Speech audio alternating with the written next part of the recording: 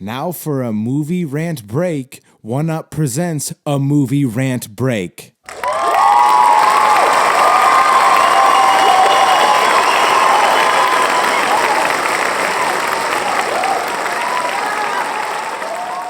What's up, everybody? Welcome to the movie rant break.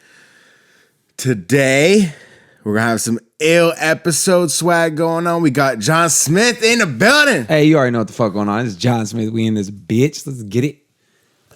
So, just so everybody knows and is caught up to date, me and John Smith have been going over the Lord of the Rings films.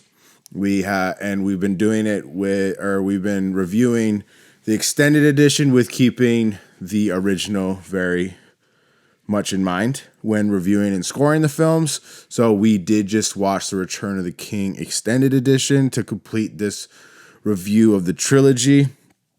And yeah. So anybody that doesn't know, John Smith is a recording artist, music engineer, which is he's very, very talented at that. And what else am I missing? I feel like I'm missing. Yeah, no, I mean that's the majority, and I'm obviously a movie connoisseur, you know. Oh, okay. Allegedly. So if you didn't know, yeah, he's got bars and he's got the swagger in the engineering game as well. So, anyways, just want to give a little heads up on that. But get into this. Gonna kind of jump into this. And if anybody thinks we missed anything or whatever, check the other reviews because we've been talking about, certain things, whether it's the iconic music or like Gollum looks really good or whatever. We're trying not to be double dipping too much and redundant too much and give you fresh shit for each film. So just on that tip, keep that in mind. But this film, what was that? So Return of the King was directed by Peter Jackson, screenplay by Fran Walsh, Philippa Bowens, and Peter Jackson. Obviously, big shout out to J.R.R. Tolkien, who's based off his books. The legend himself. And the film is starring many actors, including Elijah Wood, Ian McKellen, Liv Tyler, Viggo Mortensen, Sean Astin, Cate Blanchett, John Rhys Davies, Bernard Hill, Billy Boyd, Dominic Monaghan, Orlando Bloom, Hugo Weaving, Miranda Otto, David Wenham, Carl Urban, John Noble, Andy Serkis, Ian Holm, Sean Bean. Killed that fucking Oh my goodness, that killed is it. Oh god, killed it. You did it. You did it. You did it. Cinematography by Andrew Lesney, edited by Jamie Selkirk, music by Howard Shore. Distributed by New Line Cinema. Release date originally at Embassy Theater for the debut was December 1st, but in the United States it was December 17th and December 18th in New Zealand, where the film was filmed, all three. The Return of the King's theatrical cut was 201 minutes, which I believe is 3.5 hours. Extended cut is 4 hours and 24 minutes. Just an extra hour and a half. No biggie. But it's 4 hours of movie and 24 minutes of credits. To double check, it's 201 minutes. That's Don't ask me about math. Like I'm not. yeah. The right That's because it's like 3 hours and 20. It's saying here, but I think I looked over here, and it fucking said 3.5. No, that's three. Yeah, that's 3 hours. It says 3.5 hours here, but 201 minutes would be 3 hours and 21 minutes. Yeah. So I don't know. It's around 3.5 hours, whatever. Sorry, I don't know. These fucking people don't know what the fuck they're talking about. You do though. You do. Sometimes. Whatever. So I think this is the longest movie I've ever seen. Like 4 hours. I mean, it says 4 hours and 24 minutes. 24 minutes of credits. I checked last night. So 4 hours? I don't know if I've seen a 4 hour Yeah, but movie. it's like literally four HBO episodes of a TV show in a row. But I'm saying It's pretty intense. it was intense. Yeah. But I think it's the longest full-length feature film. It's like 4 hours straight just to like watch. Yeah, I mean, I think there is another one that I've seen that was really long, but it's long as a motherfucker. Well, so budget of this film $94 million and box office $1.148 billion, and I'll bring these numbers back up later. Reception, IMDb gave it a 9. Rotten Tomatoes 94%. Want him with a brief breakdown, John Smith? Yeah, and I think that they also won like 11 Oscars, which is like absolutely fucking insane. With the trilogy itself? No, just with the Return of the King. Really? Yeah, it's reckless. Brief breakdown. Frodo and Sam trying to do their job, get the ring to Mordor. In the meantime, Mordor is making their move to destroy mankind entirely and turn the entirety of Middle Earth into darkness. Sauron and his forces. Okay. Yeah, so the total amount of Oscars was 17 for the trilogy and 11 for Return of the King, which holds the record, ties with Titanic and Ben-Hur. Is that your fucking phone vibrating? Are you fucking kidding me? What do you want me to do? Put it on silent, slut. I don't even know how to do that. Oh, my it's taken care of. fucking noob. Okay. So. Yeah, 11 Oscars is absolutely insane. And a little much. But you have to think about the time, too. Like, we talk about all the war scenes and where cinema was in 2003. Like, a lot's happened since then. That's some really good films that were able to, build off this. Yeah. But I still think to this day, and one of the things that really ran through my brain when I was watching this, I saw the war scenes happening and the grandness of it. And I was reiterating in my mind that I genuinely don't think I've ever seen anything like this in cinema, even since then, to that scale. I just haven't. I think there's been shit. Like, what, though? That's what I was trying to wrap my brain around. I'm like, what have I seen that looks this big and epic? There's been big battles, don't get me wrong. But, like, this big and this epic, I just... Unfortunately, I'm not the one to have a good rebuttal because I don't really get too much into those films, the like big war scenes. But like, I know a movie that came out before this was like Saving Private Ryan is one of the storming of Normandy. They actually got like amputees from the war to like play the amputees on the beach and shit. Like it's no, there's a lot of like bigness to that, but like when you like have those pullback sky shots where it's just like 6,000 Rohirrim running into this massive, massive army of Sauron's forces, I'm like, I don't think I've seen something this big.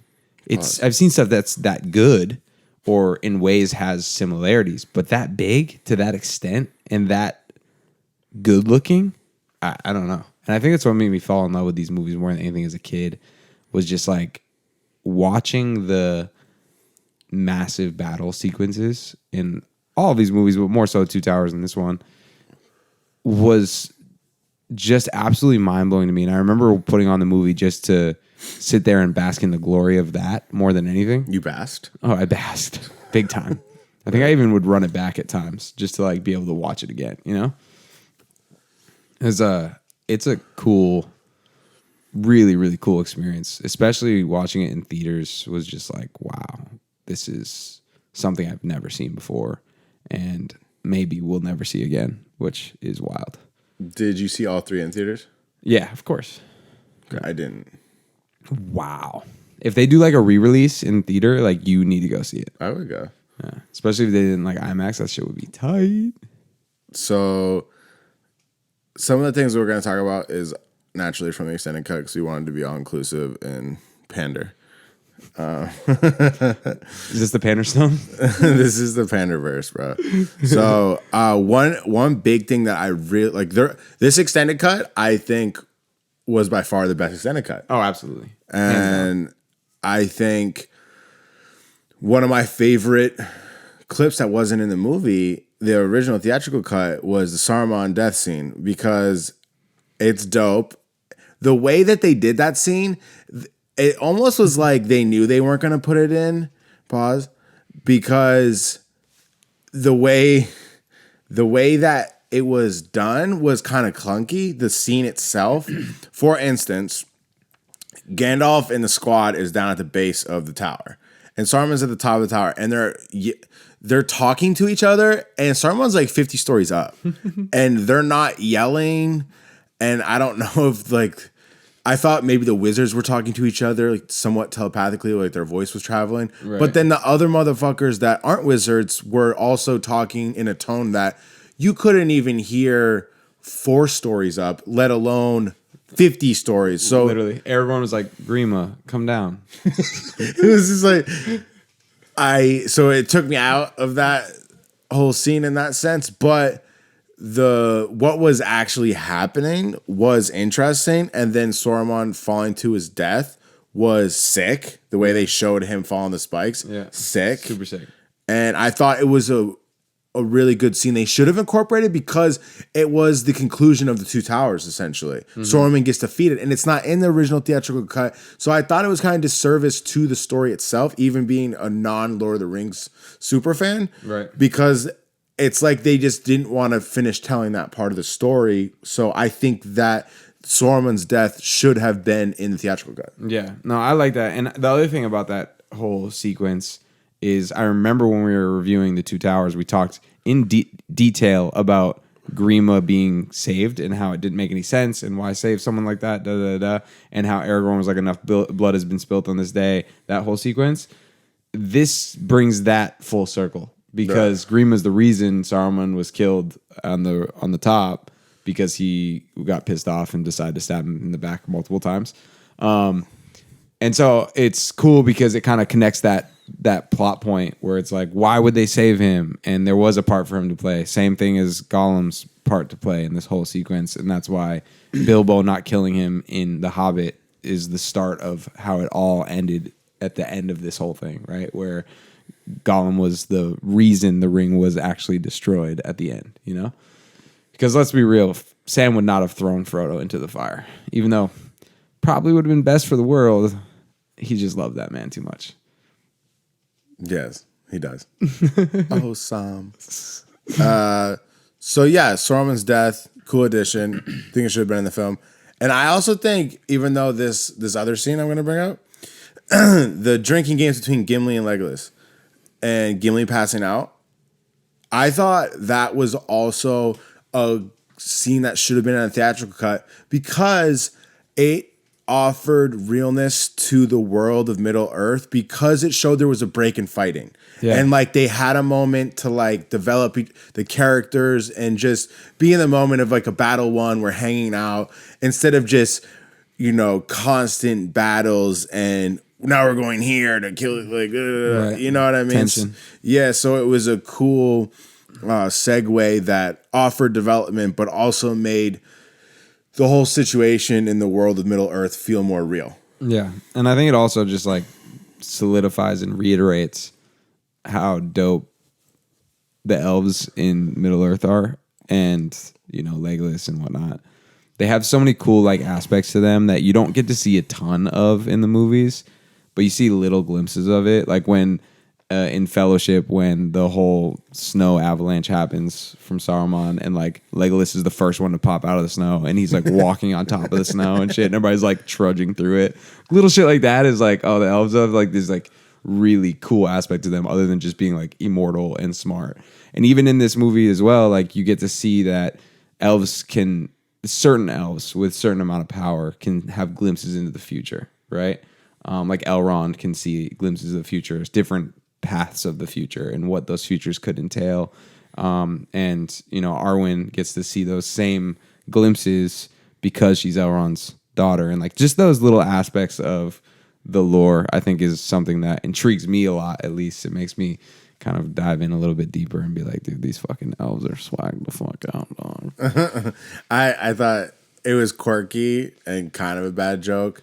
But I still appreciate the sentiment where Legolas said that he could feel his tip of his finger tingling after drinking something. Feel something. It was a little quirky. I'm sure that line's in the book. I don't know, obviously, but I wouldn't be surprised. That's why they put it in there. If not, they should have changed that line up. But nonetheless, really appreciated that scene. I thought it should have been in the theatrical cut. And those 2 were major ones that I really liked. There were some other ones we can get into, but those ones for sure, just off the rip in the beginning, just made a cool fluidity to the film that concluded what's already happened in the previous films and set you up for what was about to happen in Return of the King. Yeah, and I think the other one that I really liked, I like the in-depth conversation between Faramir and Denethor, his dad. I think there was just cool aspects to that dynamic that was added in the extended cut. That just makes it a little bit more real as to why he would decide to go like clearly kill himself for his dad. And just the relationship between him and his brother, even though the green screen thing they had going on with Boromir showing up behind him looked kind of crazy. It's probably why they cut it. They're like, this is just not looking like we wanted it to. They'd have been better off just putting him in the room with him, but they were probably just didn't want to film that scene. But it was still just good when it comes to getting more understanding of that relationship and that dynamic between him and his father. And I really liked it. Yeah, I thought some of the development that was in the extended cut surprisingly added value to the whole storytelling. A ton. A bunch. And I'm surprised they took some of this out. Especially the shit that I said with Saruman's death and then, like them drinking in the pub or whatever. It's just like, it seemed kind of, I'd have to watch The Return of the King again, the theatrical cut, but I feel in the beginning of the film it's jumpy. Yeah, but there's also the aspect of it that like these studios give a lot of pressure to directors to get it down to a certain amount of time, and even 3 hours and 20 minutes is really fucking pushing it in cinemas because they feel like based off of his story, like history and historical values of movies, it usually means success if you can keep keep a movie under 2 hours. That's just like what it's shown. And like when you start pushing it out, there's certain movies that stand out, like a Titanic. I'm pretty sure Titanic's almost like 3 hours long or something like that. It was 2 VHS tapes. Yeah, it was long. But it's that movie's not even that long considering what films have been able to do as of late. Right. But I just know that directors get a lot of pressure to cut. They do, because they just have to get out a movie that feels cinema worthy and doesn't bore people in the cinema and stuff. But like with this movie, it's like so many people were bought in from 1 and 2, The Fellowship and Two Towers, that like people would go into this obsessed. I mean, the box office numbers prove it in and of itself, how big this movie was and how massive of an impact it had on the entire, Hollywood and cinema in general. That I think they could have done whatever they wanted. But at the same time, like, I get it. I get it. That you have to make a movie that's reasonable so people don't have to get up and go to the bathroom 2 times in the theaters, Or smoke like 3 cigarettes. Exactly.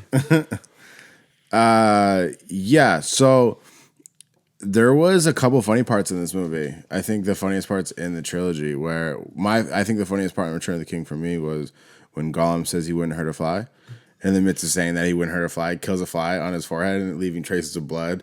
And he scares himself by seeing the blood. And he's, It's really funny. I'm not doing it justice by any means, but it's a really funny I don't think he sequence. killed a fly on his forehead. That was a scratch from Sam. I wouldn't harm a fly. And then he like touches the blood. And he's like, oh, but Sam had punched him. Oh, I thought he like killed a fly. No. But it was still fucking hilarious. And then he runs behind the tree and he's like, that shit is so fucking funny. That shit is fucking hilarious. Yeah, that is fucking Smeagol's role in this movie, I think, was my favorite out of the 3. Like seeing him battle his own demons in the last one were fun, but there was even the sequence I was talking about yesterday where Sam's like, "What are you doing sneaking around?" And he gets all like offended about being told he was sneaking. He's like, "Sneaking? Oh, I was sneaking. Oh, sneak. Oh, just sneak. And then like Sam's like, all right, like relax. Like, and then he's like, "What were you doing?" He's like, "Sneaking." It's so good. It's so good. Schmeagle. Nah, he's obviously shout out to Andy Serkis. He kills it. Everybody already know that. Body bags. We've talked about it in the other reviews, but you were surprised his voice was the same when he was a regular Hobbit as he was as Gollum. When he was hanging out with his brother, Deagle, Deagle. Yeah, they're a fucking bunch of weirdos. So weird. Smeagol, just his voice. He's like, oh, put it in. Put it in. Yeah, it's a bunch of sus shit he says. Yeah, he was definitely a weirdo as a Hobbit. Yeah, and I did want to mention, we talked a lot about in the last couple shows about the impact that the ring had on Frodo.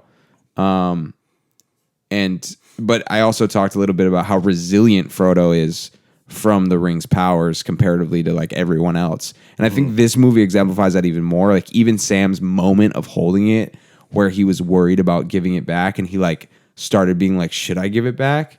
And then and because Frodo was whimsically giving the ring around in the Fellowship when he first got it. He was like, here, Gandalf, take it. Like he had no kind of draw to keeping it. Yeah. And then also, like you see Smeagol, when he first sees it, he kills his brother just to be able to get it. Like he's drawn to it on a whole nother force and just obsessed right from the beginning and had no control over it. Frodo battled it for 13 months and was able to just not completely succumb to its power, which I think makes Frodo more of a gangster in my perspective. Seeing how other people had reactions, Boromir's reaction to the ring in Fellowship, like all these different reactions, seeing what Frodo went through and seeing the fact that Frodo made it all the way to the end before he really turned into like, I'm standing here in front of the fire to destroy this thing and I'm gonna like decide that I want to put it on and like not do it.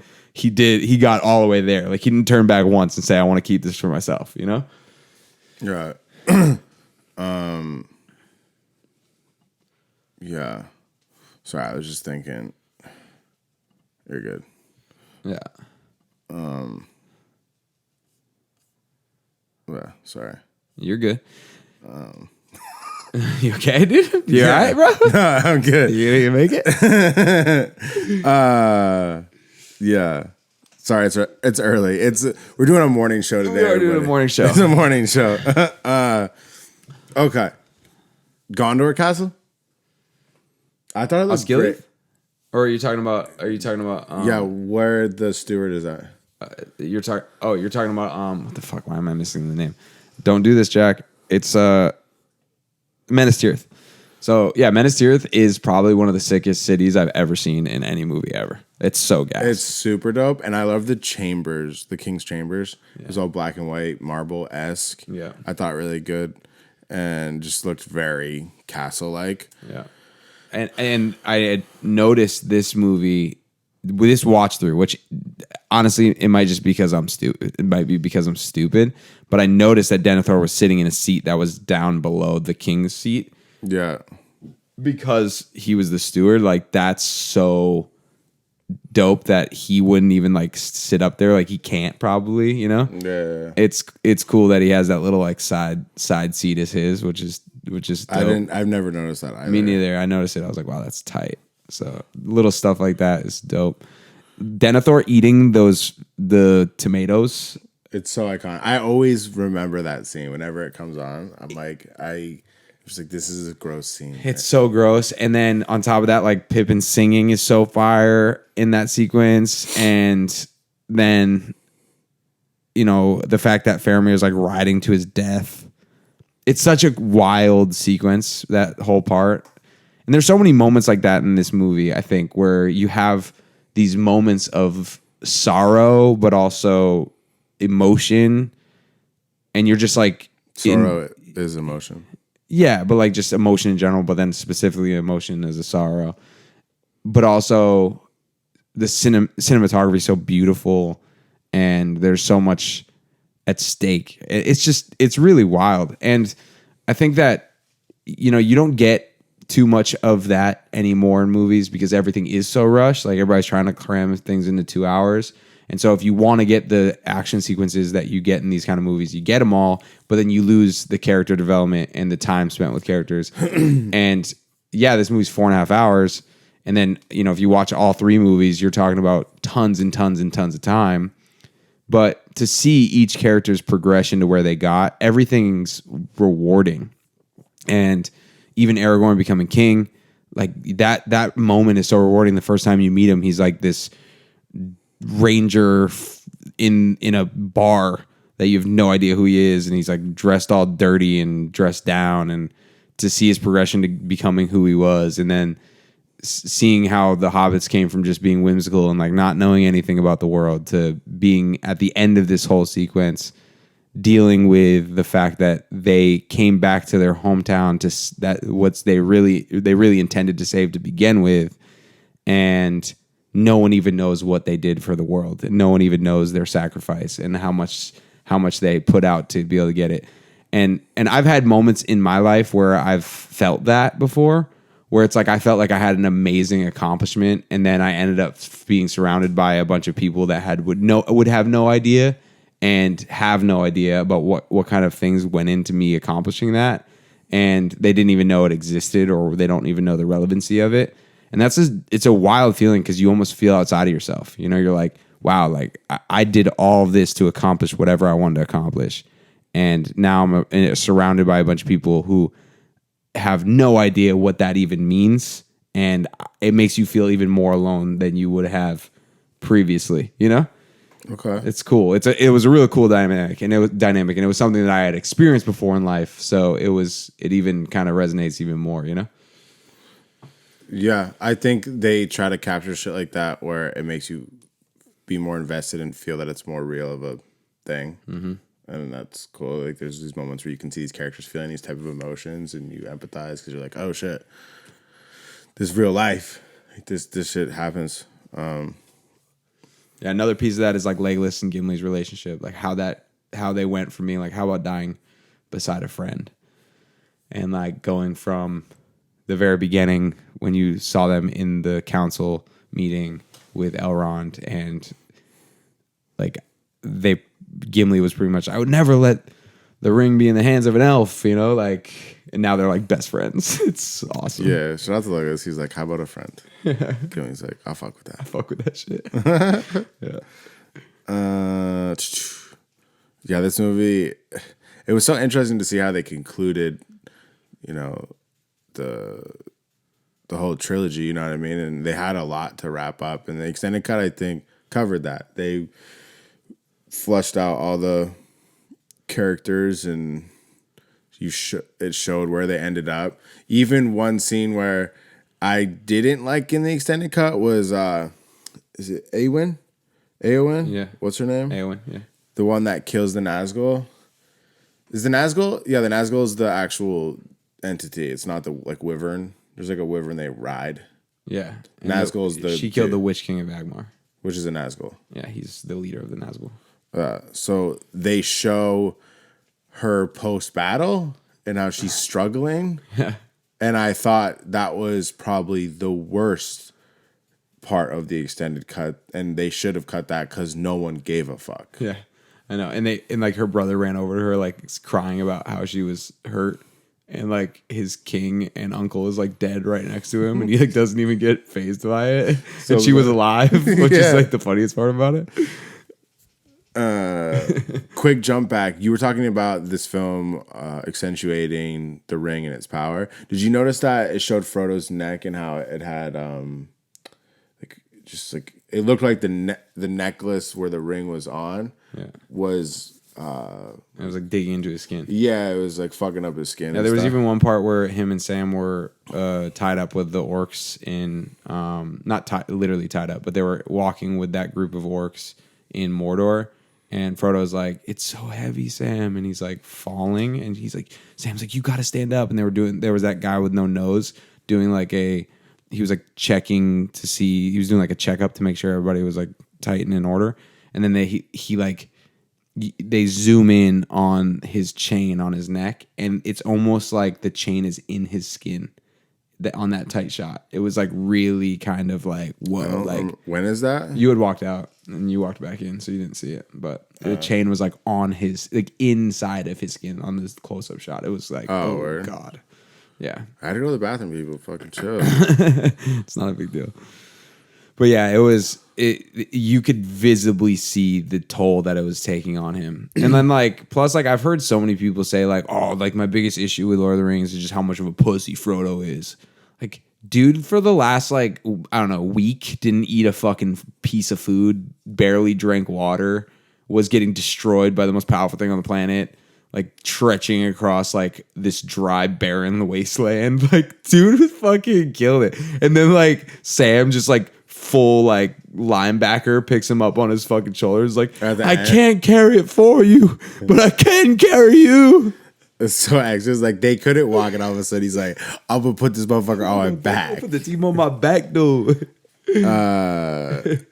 Yeah, that was funny.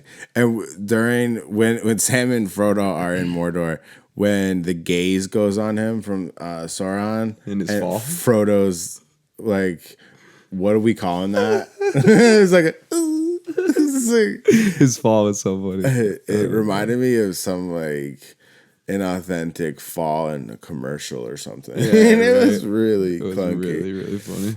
The other thing in Mordor when they're there that I thought was funny is he is so dehydrated and dying, and Sam gives Frodo the last of his canteen or whatever, and Frodo spills half the water. I'll never forgive him for it. Ever. Like, dude, you're honestly not that thirsty. Like, put your mouth on it. Like, put your lips on that shit, dog. Pause. Oh fuck yeah! He just spilled like all Sam's water. It was the majority of what I was like.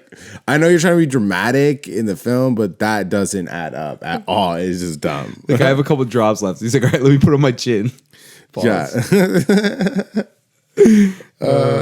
Shit. Yo, I always think it's weird that Mordor and Gondor are neighbors. Like literally, and like I know that's what I said. That whole thing with Osgiliath too is crazy. It's just the fact that like that's literally the first defense against Mordor's forces is so wild. And I get why Gondor would have a sour taste in their mouth about Rohan, because like their job has been to defend the world from the orcs and the darkness for thousands of years. And you know, Rohan doesn't have to deal with that. They haven't had to deal with that constant, brutaling battles all the time, defending their city. And so I get like there's a little, you know, distaste. Yeah, so are they always battling Mordor? Like pretty much, yeah, because Mordor is always, even when Sauron didn't have his, you know, strength back up, orcs live in Mordor. Like that's where they chill out. That's their spot. So like, yeah, they're always coming out and doing little like raids and whatnot. Like, you know, just because they don't talk about it. But I was like, I assume they do shit like that. I'm not sure. No, 100%. Yeah, back to the steward. What's his name? Denethor. He is such a dick to Faramir specifically, and. What's motherfucker? I'm sorry, but the names I'm doing my best I can, but the steward, I'm saying the steward, his other son, Boromir, his son dies, and then the way he treats Faramir, and I just kept saying like, wrong kid died. Shout out to Dewey Cox, and Matt G. But yeah, he just wished he wished Faramir died instead. 100%. Says it outright, which is super cunty. Yeah.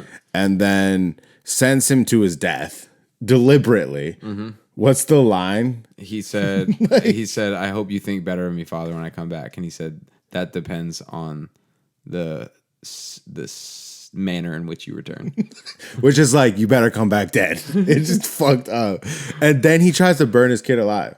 Like, he tries to deny the fact that he knows he's alive, but then it becomes way too clear that he is alive. Yeah. And then I think that, and I didn't look it up, and I'm sorry. So if you want to look it up, you can. But I think he had his hands on a Palantir, and that's why he got so twisted and bad. Because obviously a lot of the things that he was saying was overlapping with the way Saruman was talking about just knowing Mordor's plan and not caring because he thinks Mordor is going to win and how the battle's already lost. And, you know, there's talks from Faramir to Pippin about how his dad was a lot like Boromir and how he was a strong warrior and how he was a stubborn but proud guy. And, you know, you don't really see that from him. You see a whimpering, whiny little bitch. And it reminds you a little bit of like, you know, Grima almost, or how Theoden was when he was, you know, possessed by Grima and Saruman. So I think he had his hands on a seeing stone. If I'm mistaken, then tell me. But yeah, I'm trying to pull this up. Can you? I think he does, like in the book, obviously. which would make sense. Like it makes sense why he was so, because he wouldn't have been the steward for no reason. Obviously, he got there from his family line, but he obviously did a good job for some time, or he would have got ripped from that position in some way, shape, or form. But I think just over the course of the last few years or whatever, he had his hand on a Palantir, and that destroyed him. So,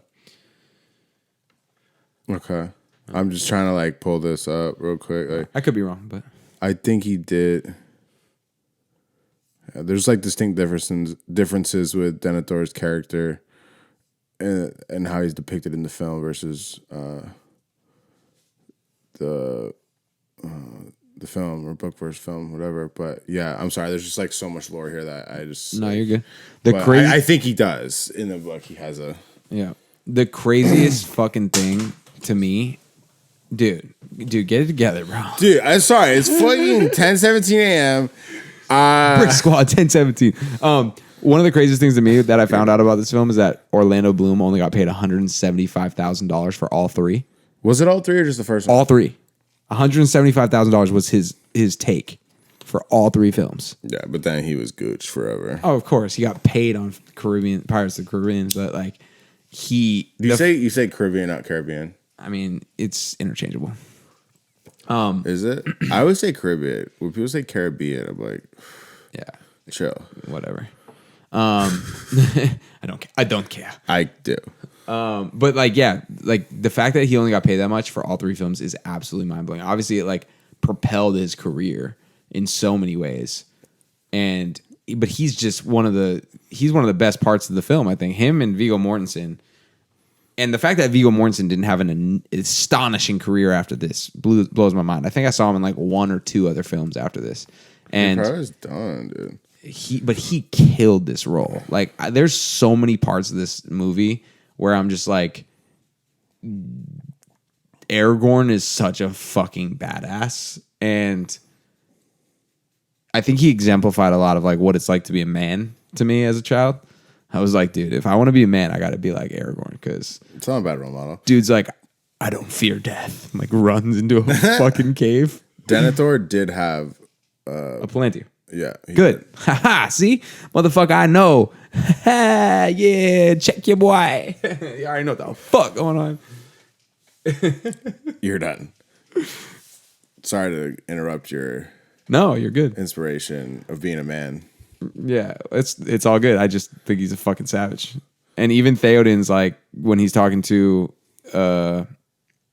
Eowyn, he's like, he's an honorable man, like good choice when he thinks that she's gonna lock that down, which obviously she's not locking shit. Arwen's in this bitch. You already know what the fuck it is. But then you know what, Eowyn? Yeah. Now she like pivots over to fucking Faramir. That shit's so funny. We'll talk about that in a second. But what I was saying is that Theoden was like, yeah, he's an honorable man. And she was like, you are too. And he was like, I'm not the one who led like the Rohirrim to the win in Helm's Deep. Like, that wasn't me. I was a bitch, and Aragorn is the only reason we like came out of that place and led the team to victory, which is like cool that he's a humble enough king to say something like that, but also exemplifies how dope of a leader Aragorn is and how like it was just born in him. Like Isildur's heir is legit, dog. Do you think Helm's Deep is the best battle in the trilogy? I do. What is one of these battles number 2?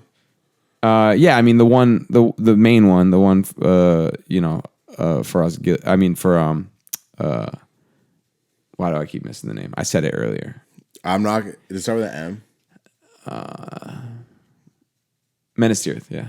But the Battle of Minas Tirith, or whatever they want to call that battle, it was sick. Don't get me wrong, but something about just the way the Battle of Helm's Deep was set up.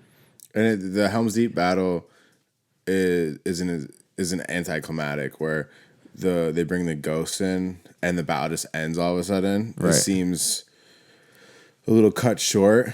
Which is, you know what's crazy is apparently Peter Jackson didn't want to put the ghost in because he didn't think it was believable, but he did it because he knew that people in the books would hate him for not putting it in. So the ghosts are in the book. Yeah, but from what I understand, in the books, the ghosts are only used to defeat the Corsairs on the water, and they don't go help in the main battle. So it's weird that he was like, not only do I not want to put him in, I'm going to put him in, but I'm also going to give him a way bigger role. Like, because it would save them tons of money. Yeah, I guess. I that was always my biggest gripe with this movie is the fact that when the ghosts come in and just kind of like win the battle, I always felt the anticlimactic thing, and I always felt like it was just a cop out.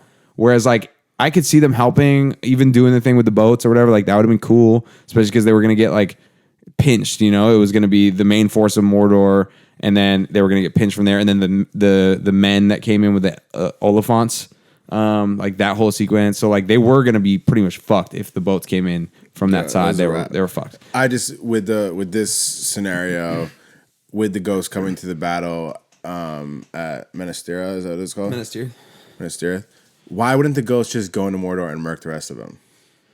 Because they were only held accountable for one battle. And so they were like, dude, we'll help you with this, but you got to set us free. But I think Tolkien wrote it where he just does the boat thing. That's because like battle. I think if they do come over there to Minas Tirith or whatever the fuck it's called, they're already doing 2 battles. Like go kill the motherfuckers that are in eyes distant away. Right. Go kill all those motherfuckers and then drop the ring in the lava.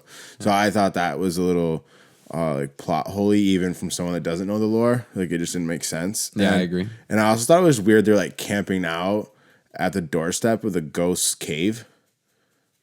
It wasn't. It was a long journey from there to into the mountain. It seemed like it was closer than I think perceived, but yeah, they had to go on a pretty decent journey through the mountains to get there, and then like obviously they had to go into there, and then that was a lot of stuff that was taken out from the theatrical cut. Was like the whole sequence inside of the cave, like it was really shortened. The skulls pouring out, yeah, all that stuff wasn't in there. Yeah, because I liked the skulls pouring out of the cave. I thought that was really cool, and another thing they should have kept in the theatrical cut. Yeah, I thought it was dope. It was really cool, and just it was almost like Indiana Jones-esque to me. It was, yeah. It's cool. So like battle scenes, you're saying Helm's Deep, best battle, which I agree is the best battle. But I think, you know, we're talking iconic battles, and I think yet again, the Return of the King, as in the previous films, holds it down. They're still epic as fuck. So and then you have the Nazgul flying around with their wyverns or whatever. That's really interesting and cool when they're taking the catapults down. And there's all these little mini fights going on. And I thought also it was just another great battle that added new elements, and the effects looked good. I thought 100%, dude. It was so well done. I mean, like I said, I don't think I've seen anything like it. Between like the way the Game of Thrones. Oh God, no. And you know what's funny? You say that is there. I don't want to give too much away. Don't worry about it. Season 8 sucks anyway. But no, you're not talking about season 8. Okay, you're not. Well, it's so relevant to this. You want to just plug your ears so I can tell the audience? No.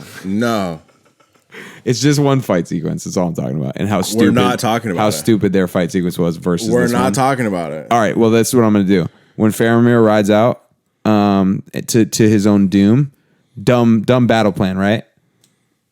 Very dumb battle plan. Not a good battle plan. Anyways, yeah, I thought effects overall still hold up. Definitely was cutting edge for his time. Like in this film, I think they almost improved a little bit with some of the special effects, and I think it was a few years. So. Yeah, because they released these films consecutively back to back years. Oh, it was like a 2-year split, no? It was 2001, 2, and 3. Oh, okay. Pretty sure. Yeah. Yeah. It was back to back.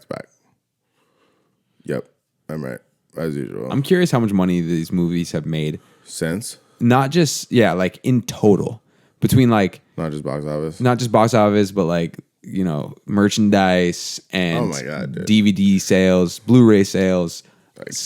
like streaming revenue. 10 billion. Bro. Yeah, it's like, what the fuck? I mean, dude? think about what Amazon had to do to buy partial rights for Lord of the Rings. They spent 400, what was it, $500 million to not even use the correct lore. It was like they could use characters' names. Yeah, in Middle Earth. So crazy. So valuable, dude. It's wild, and they botched it. Sad, so sad. So let's get back to the steward because I wanted to bring up something funny about him. So the death of him was satisfying, but when he is aflame, he runs 600 yards on fire to jump to his death. Where it's like, dude, he probably couldn't even run that far. He probably get gassed. It's so far. The top of the castle is a large area. Like it's a full football field just there. And then he ran through the castle to get out there. It was just funny that he's on fire, he's running, and then all of a sudden it shows him at the edge of the castle and he falls to his death. But he was on fire for way too long. Like, so far. But it was satisfying nonetheless. Yeah. Speaking of fire, I think one of my favorite parts of this movie still to this day is when the beacons are lit and like Pippin goes up there and lights the beacon, and just seeing the cinematography of it and having the idea that they have nonstop 24/7 around the clock manpower manning these little stations on top of mountains to be able to light these braziers on fire, and like just in case as like a last ditch effort call to their man brothers, allies, their allies, their man brothers. That's just such a cool concept to me, and in so many ways it exemplifies, I think, the genius that Tolkien has when it came to building this world and building the structures in it and the thoughts in it and the culture of like how they would combat with no technology, enemies coming to your doorstep and having to reach out to your allies. Like you can't make a phone call, which when he wrote these obviously didn't have that technology. So and it's not like Game of Thrones where there's like ravens and shit, it's like there's just, that's it. You just see a beacon, you're like, this means Gondor needs us no matter what, or vice versa. And like we can answer that call or we can ignore it, but this is what it means. And that's just so fire to me, literally. We cannot beat them, but we will meet them in battle. Nonetheless. That is a terrible line. This whole movie, the leaders of the charge are always like, we're going to die. And everybody's like, okay. It goes into battle. Okay. Yeah, because who says that line? We cannot beat that. Theoden. Yes. Yeah. I thought that was the worst line of the movie. It's potentially. It's so good and so bad at the same time. Because like you see that in other movies. There's other movies where it's like, well, even if we die, we'll do it together or whatever. But he was just like, we will die. But we will fight. We will fight. Nonetheless. They're like, what? Everybody's like, do you have more on this? Is there like something else coming after this or something? That's funny as fuck. Yo, what was your favorite Hobbit battle? The Hobbits be fighting in this film. So there's Smeagol versus Deagle in the beginning. There's Sam versus Gollum at the end. Mm-hmm. There's Frodo versus Gollum in the spider shit. Yep. And Sam versus the spider. And there's a one or two other ones, but these are like I think the four. Like you're talking when hobbits are fighting each other. And the hobbits fighting like Merry fought a decent amount. Pippin obviously fought the Witch King of Agmar. He stabbed him in the back of the leg. He gave him a chance. Again, before I answer that question, let's just reiterate. We did a whole video on how Pippin is the most important character and most pivotal character in Lord of the Rings. It's on this channel. So if you're interested in seeing why we broke down Pippin being the most impactful character in all of Lord of the Rings and all of the things he did to impact the storyline, one of those impactful things is the Witch King of Agmar would probably still be alive this day if he didn't stab him in the fucking back of the leg and give Eowyn a chance to stab him in the face. So I just want to just exemplify that. In that same sense, he also saves Gandalf. Oh yeah, saves Gandalf. Gandalf's not alive. Like but the Eagles don't come. If the Eagles don't come, Frodo dies. They probably all die. so I think the 4 fights that I stated are more. It's more of just a flick of the sword. It's more an exchange. So that's why I think chose these 4. my favorite Hobbit fight was when Sam's going up the staircase with those Orcai, and he's like, "This one's for the Shire, and this one's for Frodo." Oh, okay. That's my favorite one. Okay. Because he just like goes in. So and Sam like, versus the orcs. yeah, Sam versus the Orcai. Yeah, Okay. that was my favorite. It's just funny the way he comes around the corner and like he looks like a big monster. They're like, "What the fuck?" And it's like this little hobbit. They're like, "What the fuck?" Like, let's get this bitch. I didn't think of that one. The Sam versus the orc. That's funny. Yeah. What about you? What's your favorite? I kind of like Sam versus Spider because he like went hard as fuck, and it was naturally. I mean, everything's a big moment in this movie, but I kind of believe that it could go down like that. Yeah, it was believable. You know, how sometimes you watch sequences like that, and you're like, Yeah. "There's no fucking way." Like I said, the scene that you like with the Orcai, Yeah. I don't in the goblins. I don't think he would do that. Like, Yeah, I see that. so the Sam versus Spider is like, okay, he might be able to do that. No, I could definitely see that. 100%. Who is your favorite Hobbit in the trilogy? You know, it's kind of always changed throughout the years for me. There was moments where Mary was like one of my favorites or my favorite. There's moments where Pippin was my favorite just because of the comedy and how retarded he is. And then I'm retarded. And then you know, and then there's moments where Sam is just like, I think Sam probably exemplifies the most who is my favorite just because of how hard he goes. You like that word today? I know, I do like it. It exemplifies. Exemplifying. He is the exemplification of what it means to be a good friend. And I think that's what makes me love him the most. But there is moments also where the more I defend Frodo, because I think he gets the most hate in all of these movies, the more I defend him, the more I think that he's the shit because he went through so much and he did so much and had so much power and so much control and did everything he was supposed to do and was not easy. So I would say Sam, but there's reasons for all of them, you know? Yeah, I would say Sam. It's funny because I originally did not like Sam or Frodo when I used to watch the films back in the day. I think Sam is the coolest Hobbit. He goes hard as fuck. It's hella dope. And he's funny. Yeah. And I don't like Pippin is the one I hate the most. Yeah, he's dumb. He just annoying. Like, his character is annoying to me. When he grabs the Palantir and he's just has to get his hands on it and he like steals it from Gandalf when he's sleeping, you're just like, what are you doing? He's just way too naive where watching it on screen, it's annoying. But that also is a good character when they're like that, you know, that they make you feel something.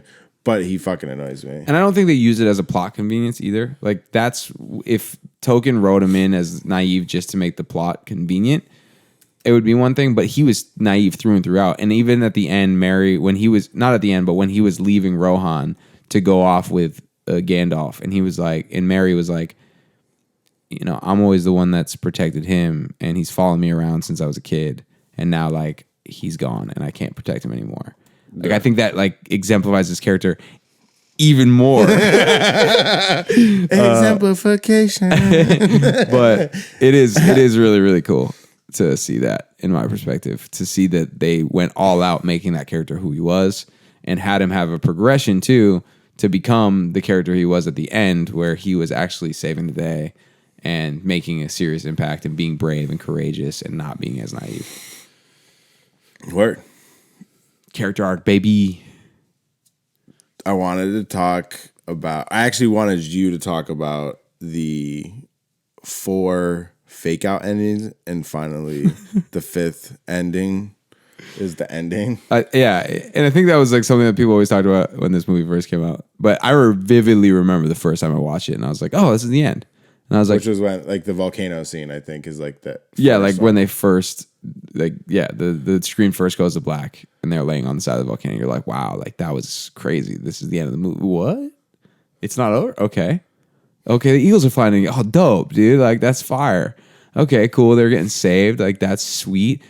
All right, like, maybe that's the end. And then you're like, he wakes up in Rivendell and you're like, okay, cool. Like, all of them come together and like, they're all happy. And like, everybody's like, wow, we made it. Like, we did it. And then it like goes black again. And you're like, okay, yeah, it was a good movie.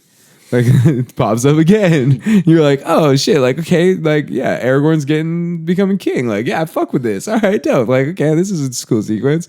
All right, cool. Oh, became king. He's with like Arwen, like they're together. Like, that's all fucking great stuff. Okay, everybody knees down to the hobbits. Like, dude, they deserve that. They fucking deserve that. And then they're like, oh, that was a good ending. And they're like, actually, they're on the road back to go to the Shire. Okay, cool. They're in the Shire. Yeah, I want to see this. Okay, oh, they're struggling there a little bit. Okay, yeah, I mean, it's hard, but Sam's like getting married. You know, like that's all cool stuff. Like awesome.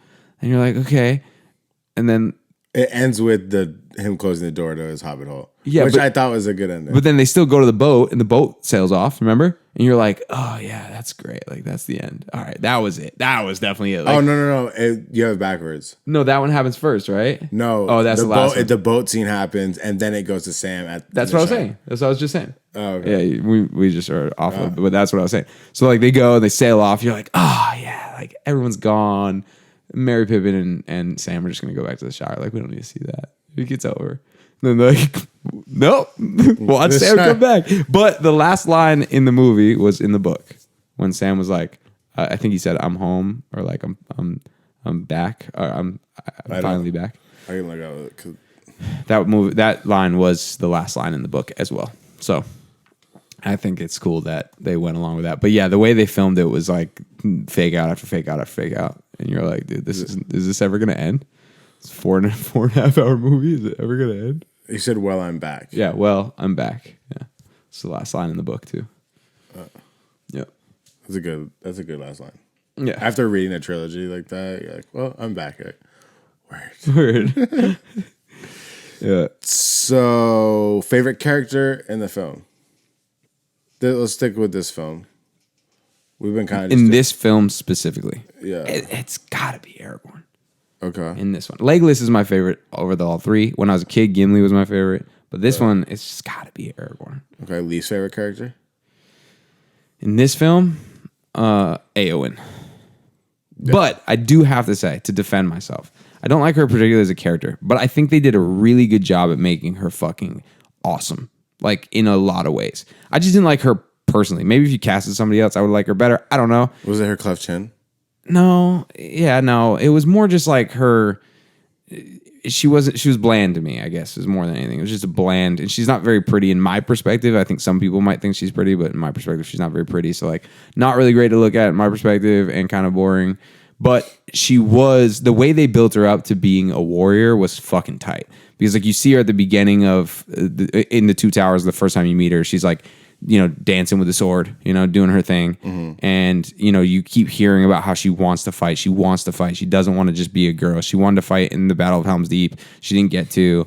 She had to protect the kids and the girls. And then like, you know, she rides, you know, she decides to ride with the Rohirrim to this battle without having permission from Theoden.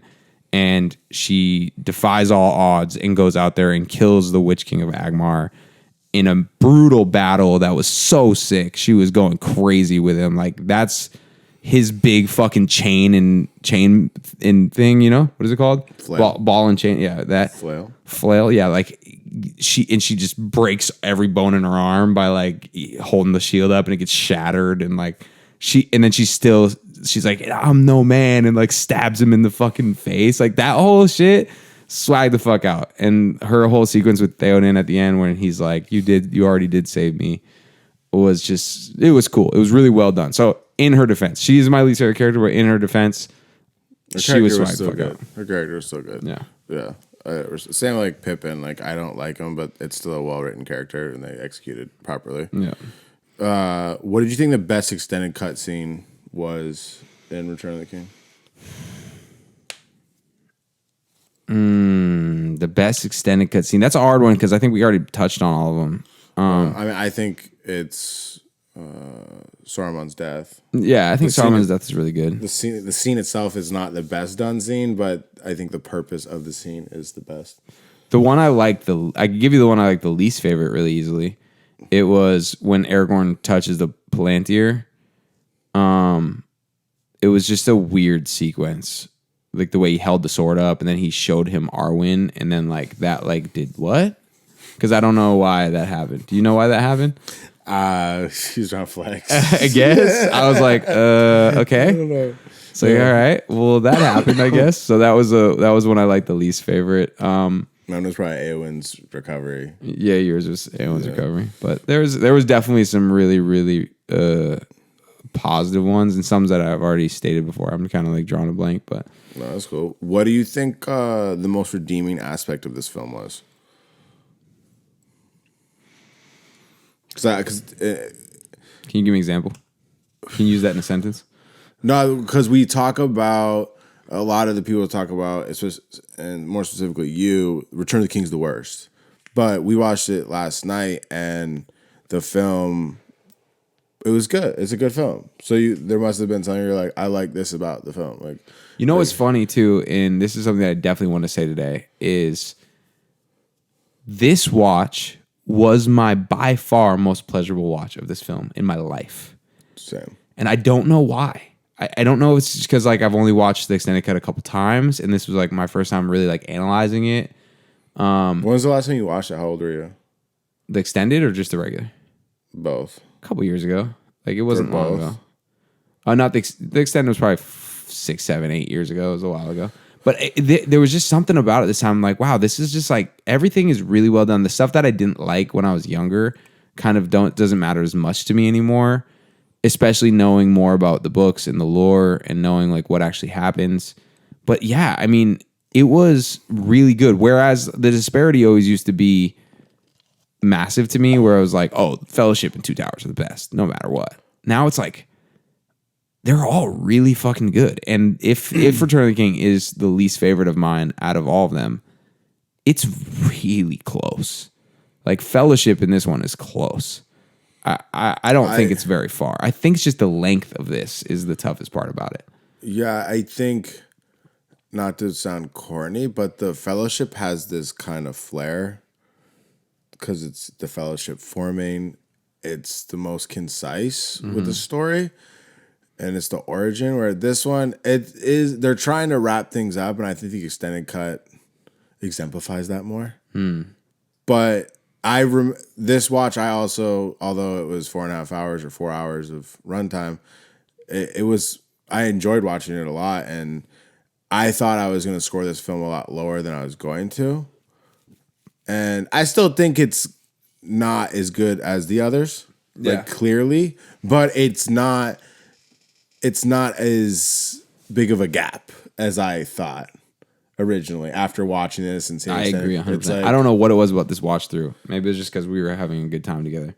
But it was definitely fucking phenomenal in my perspective. It was an amazing watch through, and it was a fun experience, and I enjoyed it thoroughly. So redeeming aspect, just like I just think it aged well. Aged well. Okay.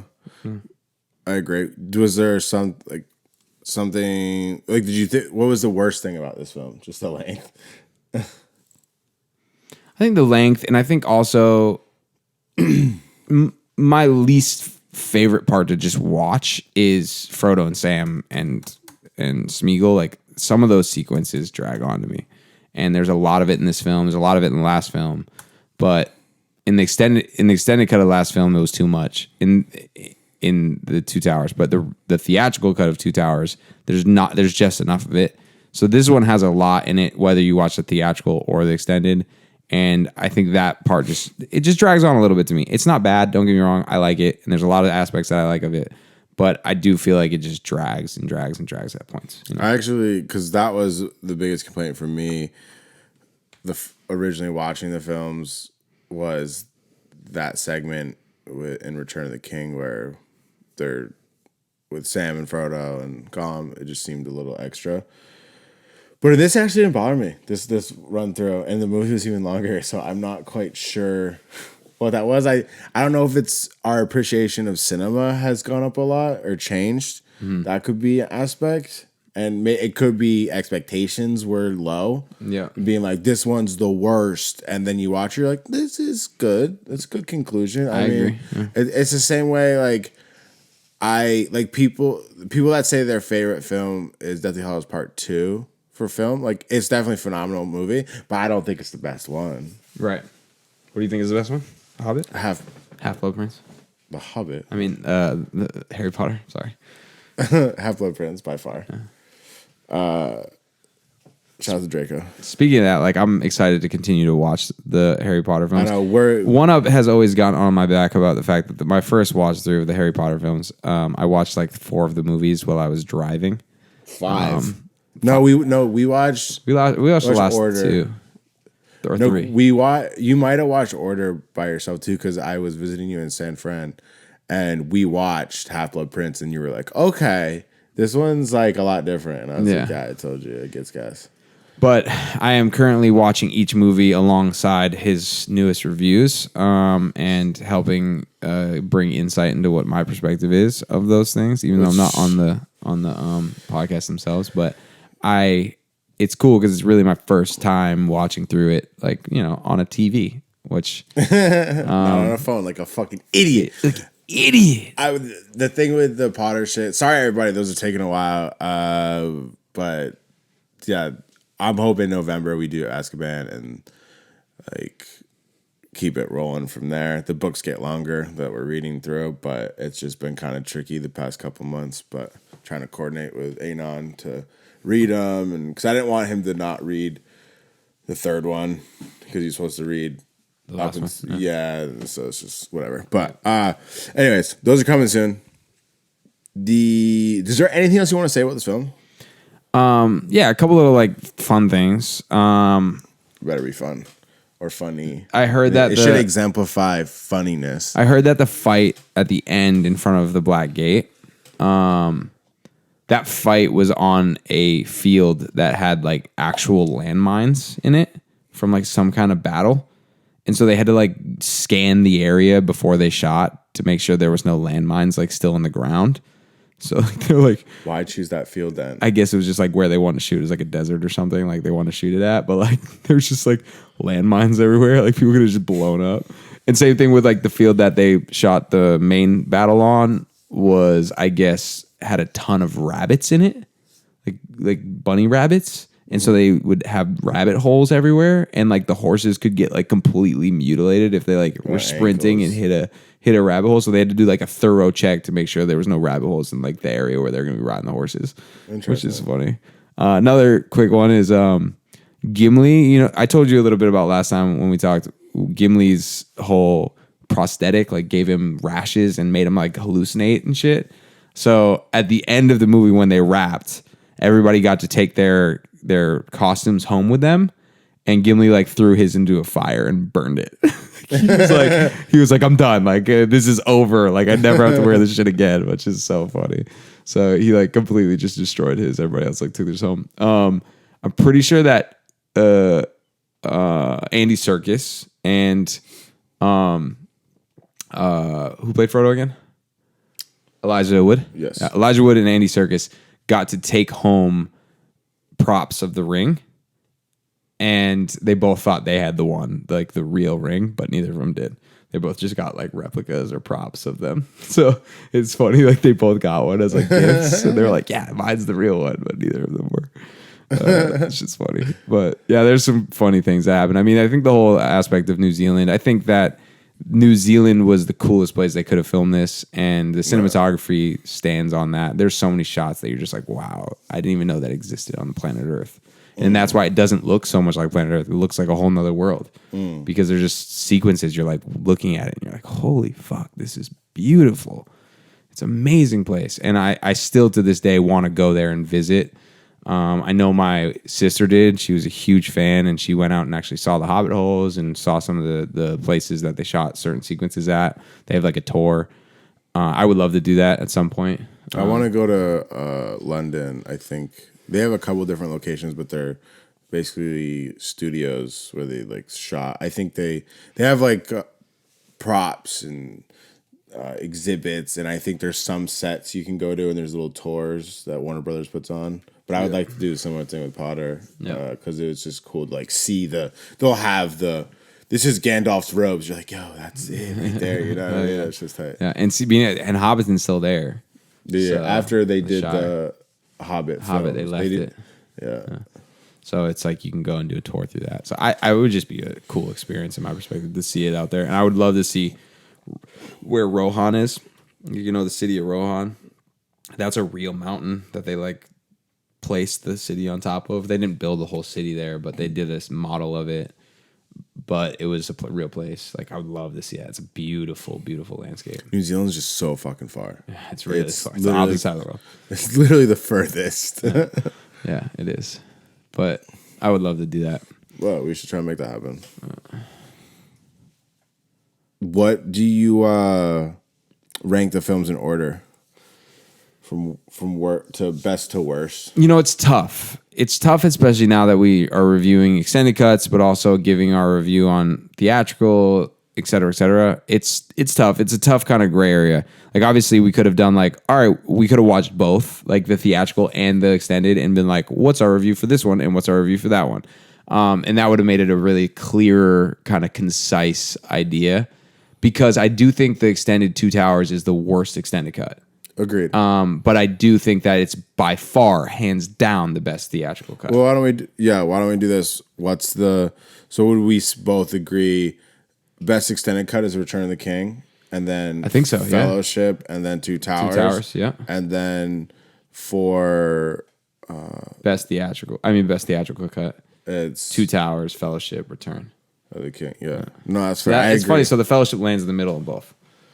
It's just a flip of the Return and the Two Towers. Yeah. Just crazy. But I would say that's about accurate. And it sucks because the Two Towers is really good. But if you're taking it just as the theatrical cut alone, you're just like, yeah, like it didn't. What they did with the theatrical cut did not do it any services, in my perspective. In this movie, it did a ton of services, and it was awesome. And there's so many cool aspects to it, and it made the movie so much better to watch. I do really, really love it. So, fuck yeah. I just want to go over the fact the budget of The Fellowship was $93 million. They did a box office of $898.2 million. Holy shit. Budget for Two Towers, $94 million. They did $947.9 million.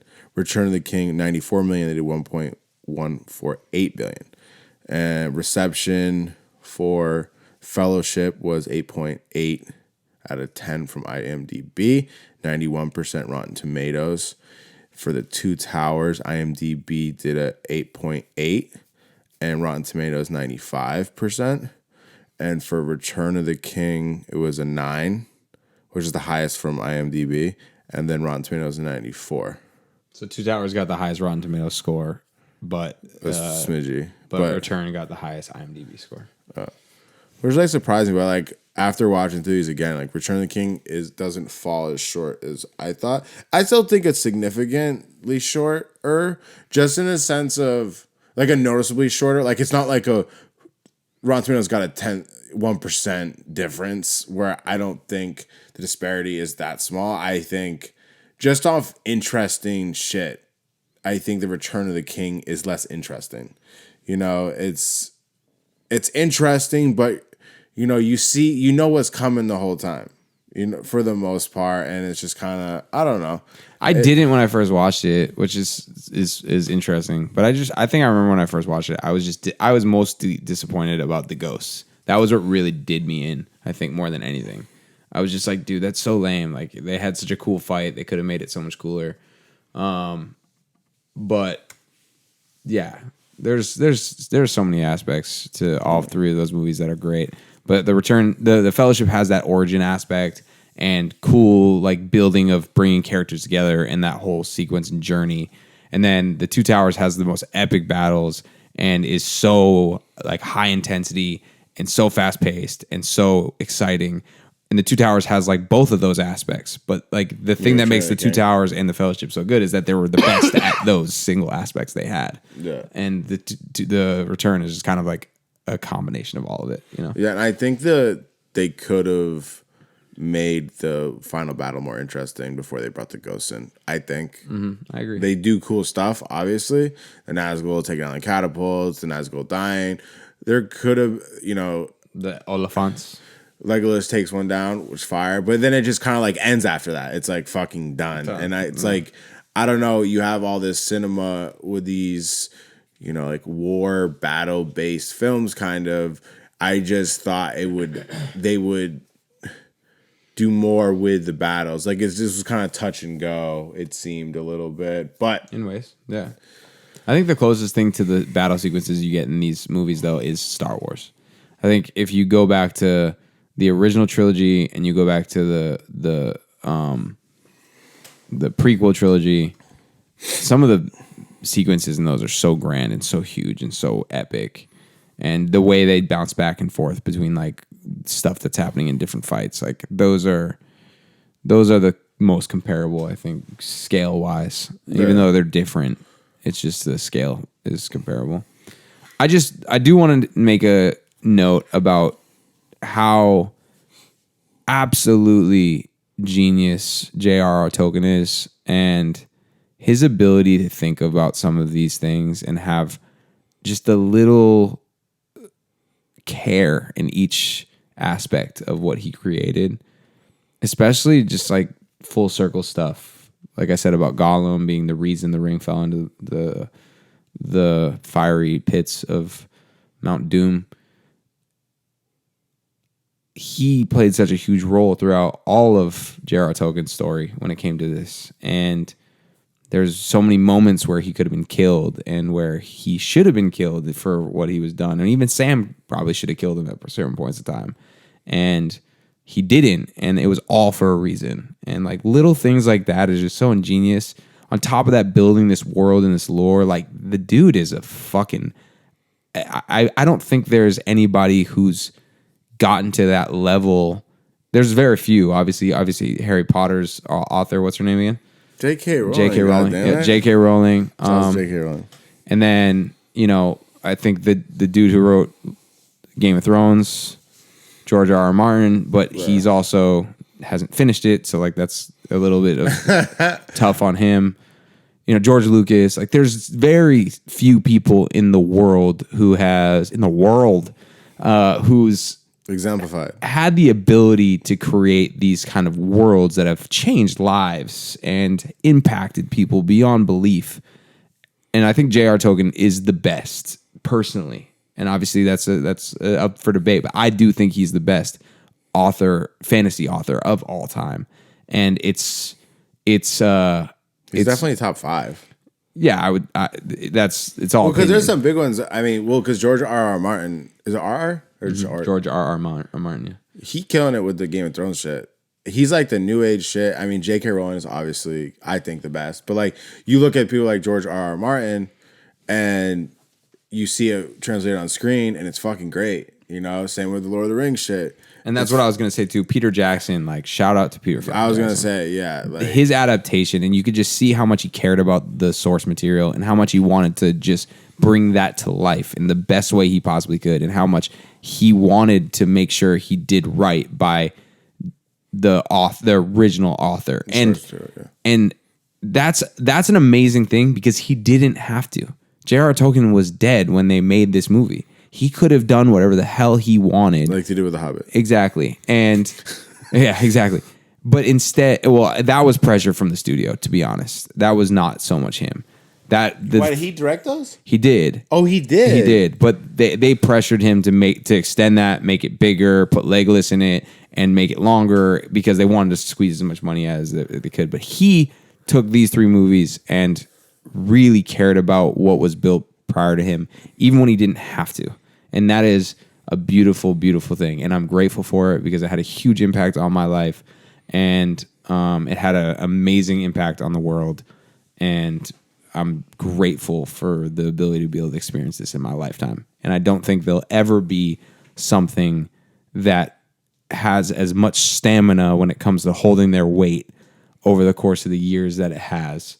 And that's the thing that makes it most special to me. It's wow. It's It's more than just me. It's more than just my experience. It's like the experience of the world, you know?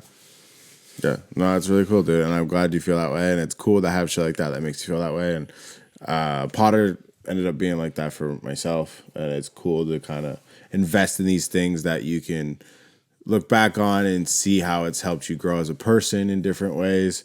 And yeah, it just becomes like a special thing that, you know, whether it's helping you in a hard time where you're like, watch it and it makes you feel better, or just, you know, whatever, fill in the blank.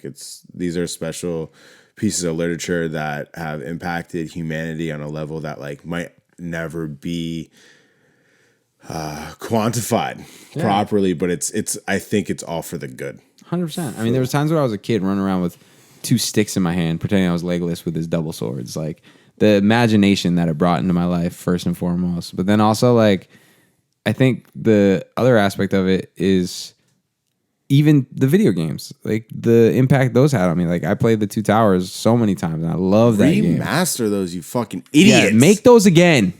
You're listening here now.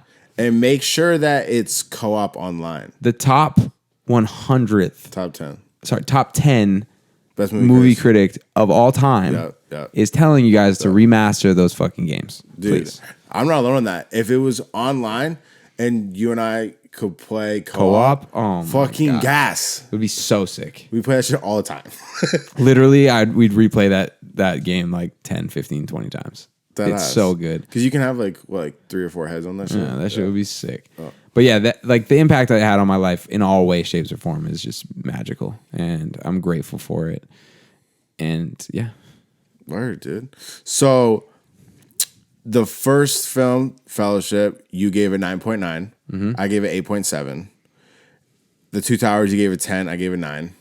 What is John Smith giving for this score? I'm giving it a 9.4. Okay. The Return of the King as a 9.4. Motherfuckers. Bitch ass. 9.4. That's way higher than I thought you were going to do. Oh. It went up a couple points from this. Like tenths or like point, like full? It's a couple tenths. Yeah. I was going into this probably around an 8.9, but after this watch and this experience and 9.4. It's about a half a point. Okay. I think I'm going to hit it with a 7.9. Nice. I like the movie. It's just like, yet again, for context, I'm not saying I don't care about the franchise. Like I do. I think it's cool. But this film, I think definitely it improved on things. But like overall, I just think almost more or less the story is less interesting and engaging to me overall. It was a well executed film, cool story, just less engaging. I don't like the Two Towers. Like, you give it a what? 7.9. Oh, into the 7s. I knew you were gonna say something about that. Originally, I was gonna do like low 8s, and I was like, I would just be curious as like what your ratings have been and what you rated higher than this movie. I would. There's probably some susness on that list. There's some movies sometimes where like you watch it and it's new and fresh of an interesting story, like Spiderhead. Have you seen that Netflix movie? Yeah, I like that. I gave that. You didn't like it? Not as much as you did, no. But see, like, I would rather. I guess it's weird because sometimes it's because something's new and interesting. You're like, oh, that was like such a refreshing watch. So when you score it, you hold it at a high esteem. But then if you go, okay, in 10 years from now, how many times are we going to watch Spiderhead versus Return of the King? Like, I'll watch Return of the King before.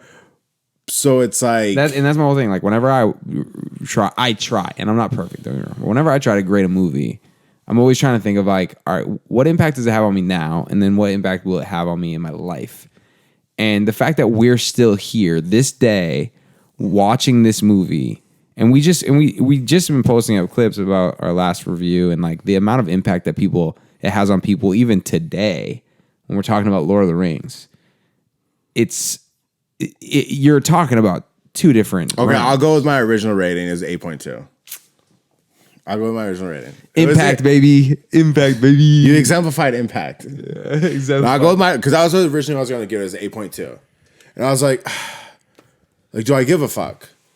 And like people listening are like, who cares? Like, pick a score, but like these scores are important. My original thing was 8.2. Yeah. But I was like, oh, 7.5. I'll give the Return of the King an 8.2. I love that. I think that's a great score. I think it's a great score. Out of respect of just the franchise and not being overly critical and putting things into perspective. Yeah, there's so much more that goes into rating a movie than just the movie's experience. Like, yeah, you can have fun watching a movie and rate it a high rank, or you can have not fun watching a movie and give it a low rank. Sure, there can be like a half point, sometimes even a point discrepancy. Where like if you like you said this time that we watched Return of the King, or for you, it was one of the best times you ever watched Return of the King. So like right now, you're feeling really good about the movie, but you could watch it another time and be like, man. And like score it lower, or like I said, with watching a fresh new idea of a film where you respect what they executed and tried to accomplish and did accomplish. You're like, oh, it's so nice. It wasn't a superhero fucking fantasy whatever. It was just like a fucking movie about people, and it was like well written and well executed. Like Spiderhead, I'm talking, I guess in this instance, it's like that was a cool movie. Like I gave it an 8.1. Yeah, I was a little high. But like at the time when I saw that movie, it was like refreshing. I think it was like sort of at the latter end of Marvel, like when they started to dissipate. Yeah. And it was just like Chris Hemsworth, ironically, is in that movie. Yeah. But it was just a cool psychological movie. And I like psychological movies. But at the end of the day, like, okay, Return of the King, it's done a lot for cinema. I'll go with my original rating. I'm going to give it 8.2. Love it. I love it. Hey, I have a question and a request from you. Okay. Question is, well, actually, I'll start with a request. The request I have from you is, can you do a movie review on Predestination? Dude, I was just watching that. Good. It's so bad of acting because it's like I started watching it on HBO and I love the concept, but I didn't even get to the part where anyone dies yet. Just the beginning was so late 90s feel between fashion and acting. Like they had young actors. It was 2000s. It's like Predestination? Are we talking about the same Predestination. I was thinking Final Destination. No, Predestination. Oh, Predestination. Yeah, fuck yeah, with Ethan Hawke. Yeah, I was gonna say, that was 2000s. So Like, you and the get acting what- sounded bad in that movie. I was like, we were like, what the fuck is going on? No, Final Destination. Oh, That's yeah, what I'm that's talking about. terrible. Yeah, that's what I was It's like, that's still early 2000s, but yeah, it's terrible. Yeah, it's terrible. No, but yeah, Predestination. I have a request, so please. Yeah, that's Predestination came out in 2014. That shit's fucking gas. Gas, super gas. So please give me a Why, review. do you want to review it? I'll hop on it, dude. I don't care. Yeah. Pause. Pause. Big pause.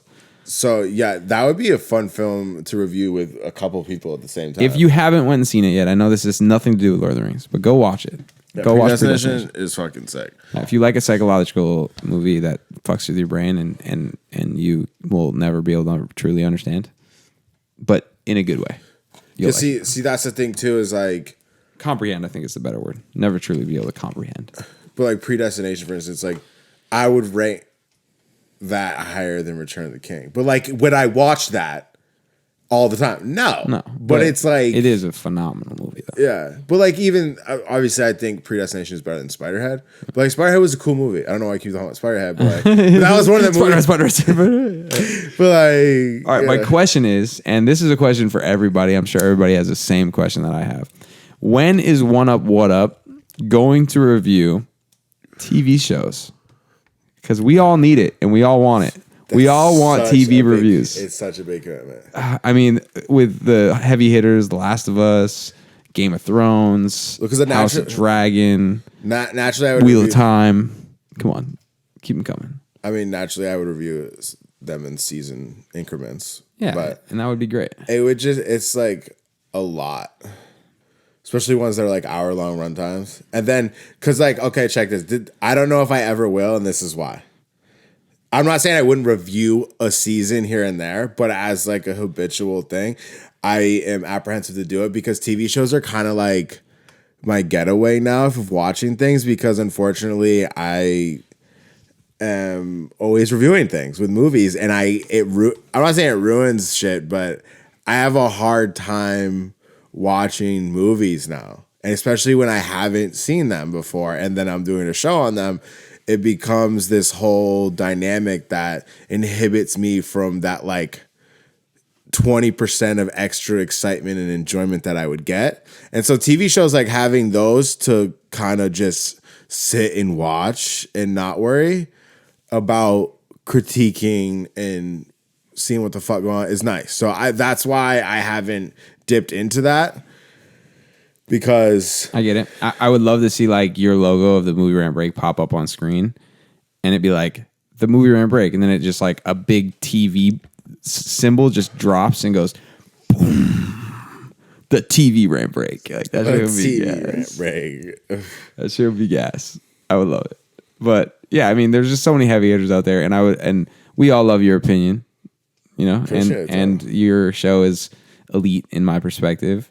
And wow, you know, I think that it would be entertaining as well as interesting, and I think it would be good for everybody's brain to hear your perspective on TV shows. TV shows. I honestly don't know if I'd ever do it. Like we talked about doing season 8, Game of Thrones, but that's also only 4 episodes, and I don't know how it'd work now because I haven't seen the 4 others. episodes? You mean 8? The last season's like 4 episodes. 8 episodes. You don't have to check it. I'm checking.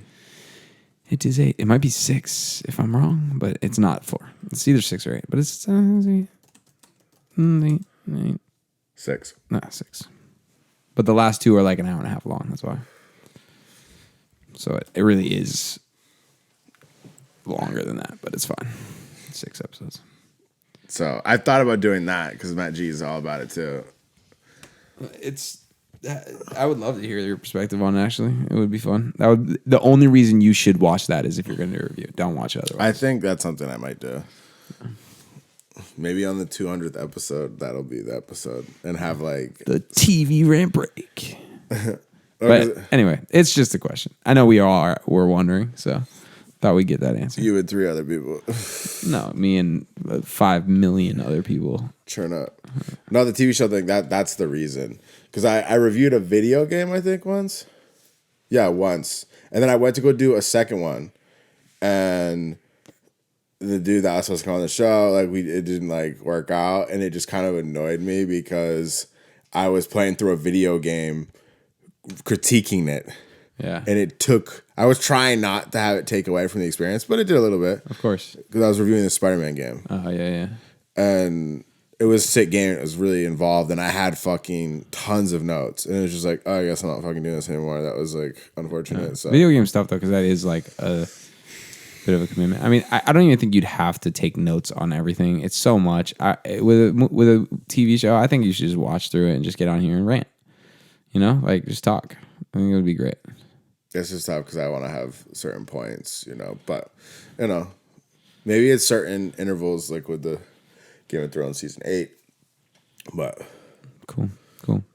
I do want to say something. I want to hear from everybody about your opinions on what we've talked about over the course of these 3 movies. We've gone over a lot of shit, talked about a lot of shit. This is something I'm super passionate about. So if you want to, you can reach out to me on Instagram at @MG_John X Smith. You can reach out to me on any of my YouTube videos via comment, John X Smith, or you can reach out to me on Twitter at @MG_John X Smith, and just shout out and tell me what you think about how I did.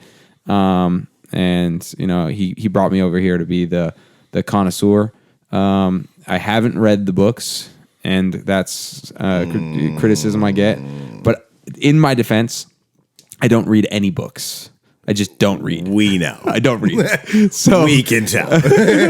So you exemplify that. Thank you. So it's not something that I chose not to read those books in specifics. I just don't read any books. I don't think I've ever finished a book in my life. It's just not my swag. But nonetheless, I want to hear your opinions on how I did throughout this. So make sure you reach out. Also, if you want me to plug, do you want me to plug? I thought that was your plug. No, I was going to do like a quick little plug. Yeah, hit it. All right, cool. You already know what the fuck going on. It's John Smith. Make sure you go tap in to all my social platforms, as I said before.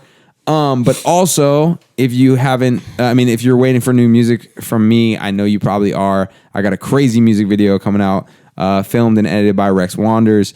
It's called Broom Bike. It's going to be fucking hilarious. and it's awesome. And so stay tuned for that. It should be coming out in the next couple of weeks. So I don't have an exact release date yet, but it's coming. I want to thank and appreciate What Up for having me on the show. Hey. Per usual. If you haven't already, go rank this podcast. Hey. Go in there and just give it a little rank. It's not hard. It's easy. It takes you 5 seconds. 5 stars, bitches. It doesn't cost you any money. It's free.